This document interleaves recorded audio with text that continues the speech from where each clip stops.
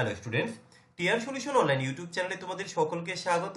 তো আজকের এই ক্লাসে আলোচনা করব রেলের বিগত বছরের পরীক্ষায় আসা কিছু জিকে প্রশ্ন উত্তর নিয়ে। তো আজকের এই সেটে মেইনলি থাকবে 266 থেকে 285 অবধি জিকের কোশ্চেন। তো আমাদের প্রথম যে কোশ্চেন কি বলা হয়েছে, কোন ভারতীয় মহিলা পর্বতারোহী সম্প্রতি 5 দিনের জন্য দুবার মাউন্ট এভারেস্ট আরোহণের দ্রুততম রেকর্ড তৈরি করেছিলেন?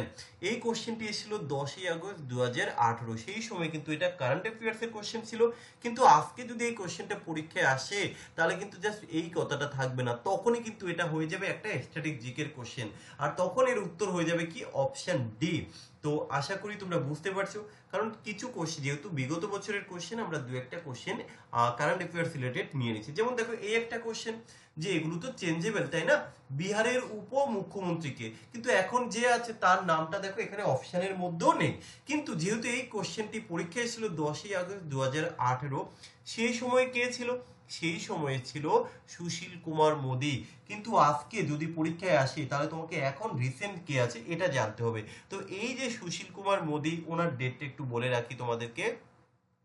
ইনি ছিলেন 27শে জুলাই 2017 থেকে 16ই নভেম্বর 2020 অব্দি। ওকে, তো এখানে একটা কোশ্চেন, বর্তমানে কে আছেন উপমুখ্যমন্ত্রী, তাহলে এটা তোমরা কমেন্ট করে জানাও। ওকে, নেক্সট কোশ্চেন কি আছে, একটি স্থায়ী আকৃতি, আকার এবং কাজ গ্রহণ করে একটি স্থায়ী কলা গঠনের প্রক্রিয়াকে কি বলা হয়?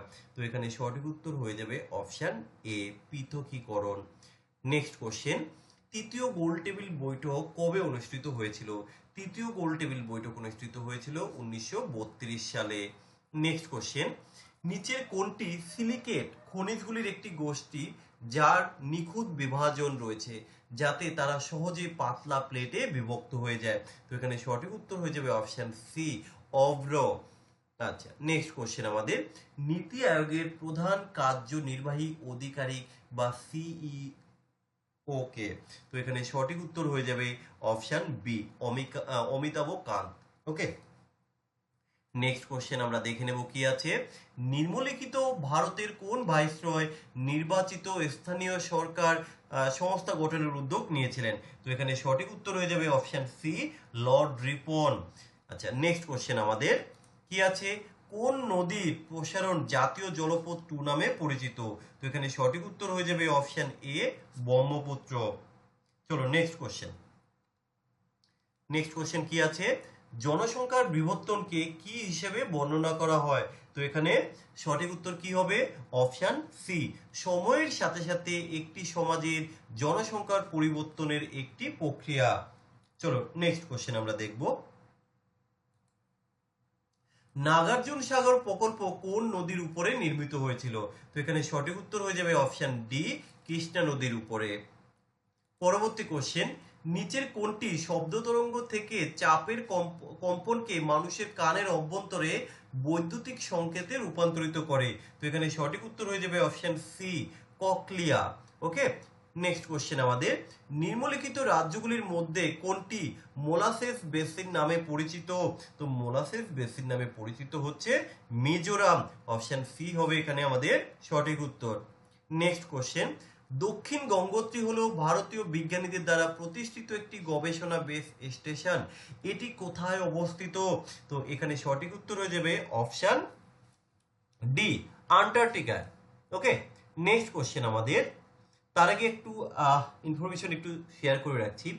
আমি এই প্রথম আরআরবি এনটিপিসি পরীক্ষার বিগত বছরের যে কোশ্চেনগুলো রয়েছে তার সমস্ত কোশ্চেনগুলোকে বাংলাতে তৈরি করেছি শুধুমাত্র তোমাদের জন্য।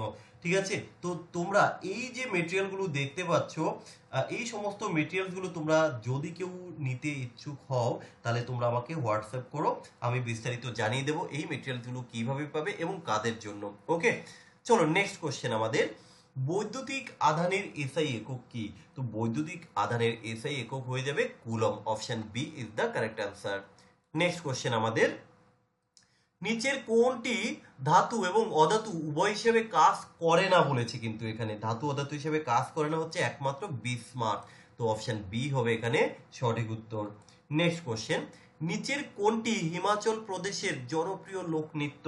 হিমাচল প্রদেশের জনপ্রিয় লোকনৃত্য হচ্ছে Charba, option C is the right answer. Next question আমরা দেখব, ভারতের ফেডারেল কোর্ট কত সালে প্রতিষ্ঠিত হয়েছিল? তো 1937 সালে, অপশন বি হবে সঠিক উত্তর। তোমরা দেখো প্রত্যেকটা কোশ্চেনই কিন্তু পিওয়াইকিউর একদম রিসেন্ট কাট। নেক্সট কোশ্চেন, বল্লভী বিশ্ববিদ্যালয় কোথায় অবস্থিত? বল্লভী বিশ্ববিদ্যালয় গুজরাটে অবস্থিত, অপশন সি হবে সঠিক উত্তর।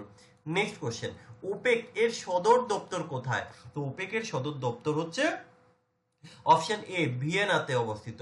তো আমাদের আজকের সেটের শেষ কোশ্চেন কি আছে, ভারতের কোন শহরে বা জেলায় গ্রামীণ বিপণন প্রচারের জন্য সিএসসি দ্বারা প্রথম নগদ এবং বহন দোকান খোলা হয়েছিল? তো এখানে সঠিক উত্তর হয়ে যাবে অপশন সি গুজরাট। সরি, একটু ভুল বললাম, এখানে সঠিক উত্তরটি হয়ে যাবে আমাদের অপশন ডি মুর্দাবাদ। ঠিক আছে, মুর্দাবাদ।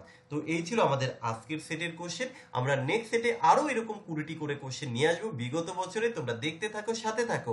আর যারা চ্যানেলে নতুন আছো চ্যানেলটিকে সাবস্ক্রাইব করে পাশে থাকো। চলো।